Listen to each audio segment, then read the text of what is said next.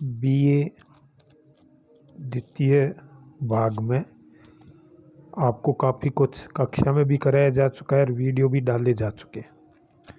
पहली बात यह है कि आपको पहले भी बताया जा चुका है कि आपका पाठ्यक्रम सिलेबस बदला नहीं है, पुराना ही रहेगा, पुरानी पुस्तक ही रहेगी। ये जो विश्वविद्यालय के द्वारा सिलेबस घोषित किया है वो अगले साल से बदलेगा और आपका कुछ बदलाव नहीं है। बिहारी वही है, बिहारी में वही दोए हैं, बदलेंगे भी नहीं। तो बिहारी में अब आगे हम कर रहे हैं, कक्षा में भी बताया जा चुका है आपको। और उसके बाद ये जो महत्वपूर्ण दोए हैं वो यहाँ बताए जा रहे हैं, उसकी व्याख्याएं की जा रही है। जैसे ये आपके दुआ है, स्वार्थ सुकृत न श्रम वृथा देख विहंग विचारी, बाज पराए पानी परी तो पंछिन न मारी।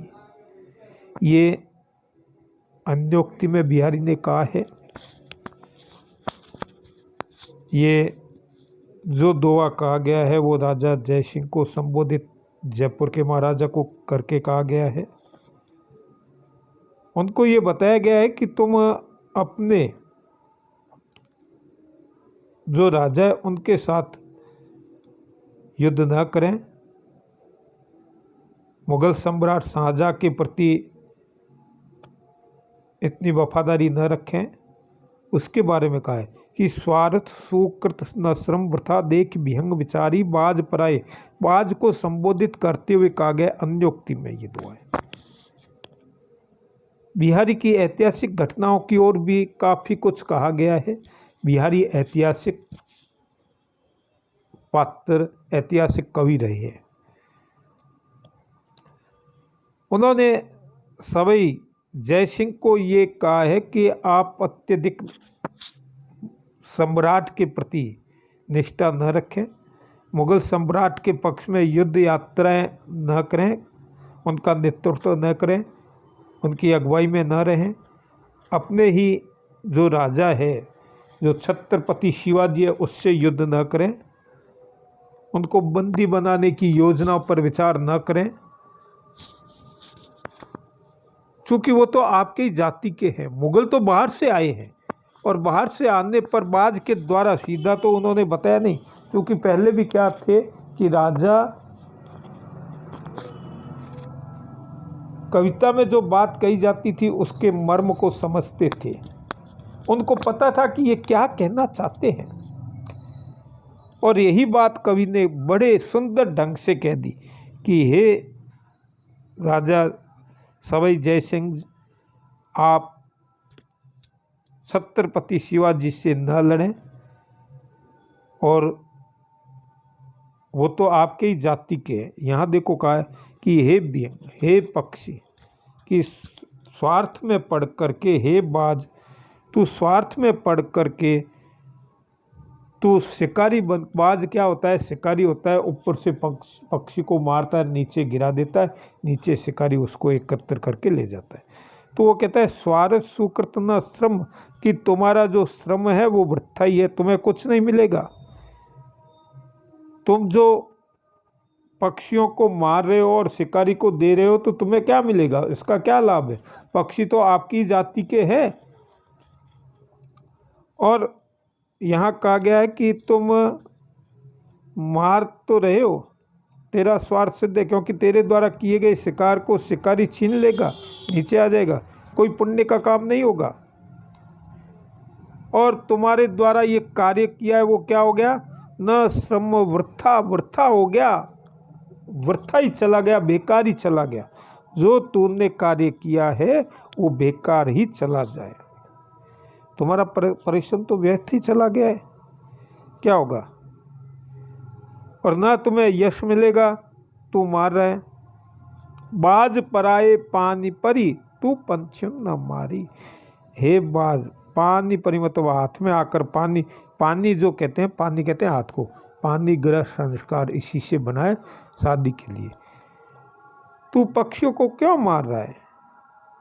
हाथ में आकर के क्या मिलेगा तुम्हें? कुछ नहीं मिलेगा। उसी प्रकार हे राजा जयसिंह, तू छत्रपति शिवाजी से और दूसरे जो तुम्हारे राजपूत राजा है उनसे युद्ध कर रहा है, कीर्ति किसकी होगी? मुगल सम्राट शाहजहां की होगी। तुम्हें तो कुछ यश नहीं मिलेगा, तू तो उसके अधीन युद्ध कर रहा है, इसलिए तुम्हें युद्ध नहीं करना चाहिए। और शिवाजी जो हिंदू राजा है उन पर आक्रमण ना करें, क्योंकि मुगल उस समय क्या है, बाहर से आए थे और बाहर से आकर के उन्होंने शासन किया। और फिर आप तो यहीं के हो, राजपूत आपके सगे संबंधी रिश्तेदार जाति के भारतीय हैं, इसलिए उनसे युद्ध न करें। बिहारी ने बड़े ही सुंदर ढंग से यह अन्योक्ति के द्वारा राजा को समझाया। और ये कहते हैं कि जो पक्षी है वो तो क्या है, स्वतंत्र है। अरे आप भी स्वतंत्र रहो, हे राजा सवाई जयसिंह, आप स्वतंत्र होकर के विचरण करो, आपको किसी के अधीन में रहने की आवश्यकता नहीं है। यह भी भाव बिहारी ने बताया। यहाँ अन्योक्ति, अलंकार और अनुप्रास का सुंदर उदाहरण है इसमें। अब आगे बिहारी जो देखो नीति की बात कह रहे, करी फुलेंद को आचमन मीठो कहत सराही, एक गंदी मति मंद तू इतर दिखावत काई। फुलेल मतलब जो इत्र बेचने वाले गांधी होते हैं, गली गली में इत्र बेचते हैं, इत्र लेने वाले, और उसके बारे में बताया, गुणी व्यक्तियों के बारे में बताया।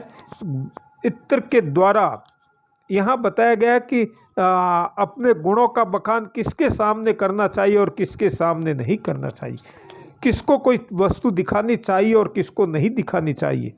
हीरों का पार्क ही तो जौहरी होता है, हर एक के सामने कुछ करने की आवश्यकता नहीं है। कि तुम मूर्ख लोगों को अपना इत्र दिखाते हो, और वो क्या कहते हैं, इत्र का क्या है, इत्र कोई दिखाता है तो हम उसका आचमन थोड़ी करते हैं। मीठो कहत सराय करी फुलेल, फुलेल को आचमन, फुलेल जो इत्र है, कोई बेचने वाला है और वो इत्र दिखाता है, और इत्र दिखाने पर वो कहते हैं ला दे, अंजलि में हाथ में लेकर के उसको चखता है और कहता है बड़ा मीठा है। मीठो कहते सराही, मीठा कहता है कि बड़ा मीठा है ये तो, उसकी मिठास की प्रशंसा करता है कि ये इत्र तो बड़ा मीठा है।